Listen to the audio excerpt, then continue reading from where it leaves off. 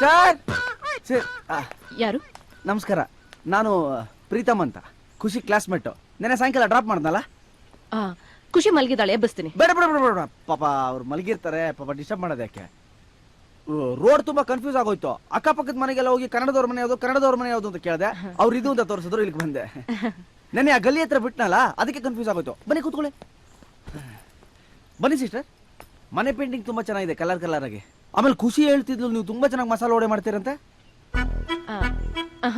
ನನ್ ಗಂಡ ಚೆನ್ನಾಗಿ ಮಾಡ್ತಾರೆ. ಹೌದಾ?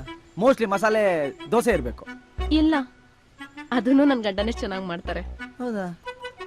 ಚಿಕನ್ ಮಸಾಲ ಇರಬೇಕು. ಛೀ, ನಾನ್ ವೆಜಿಟೇರಿಯನ್. ಮತ್ ನೀವೇನ್ ಚೆನ್ನಾಗಿ ಮಾಡ್ತೀರಿ? ಎಲ್ಲ ಅಡ್ಗೆನೂ ನನ್ ಗಂಡ ಮಾಡ್ತಾರ, ಅವ್ರಿಗೆ ಹೆಲ್ಪ್ ಮಾಡ್ತೀನಿ. ಅಂದ್ರೆ ನಿಮ್ಗೆ ಅಡಿಗೆ ಮಾಡಕ್ ಬರಲ್ಲ ಅನ್ನಿ. ಮತ್ ಖುಷಿಯಾಗಿ ನಂಗೆ ಸುಳ್ಳು ಹೇಳಿದ್ಲು. ಸಿಸ್ಟರ್, ನಾನ್ ನಿಮ್ಗೆ ಅಡಿಗೆ ಮಾಡೋದು ಹೇಳ್ಕೊಡ್ತೀನಿ. ಕಿಚನ್ ಎಲ್ಲಿದೆ?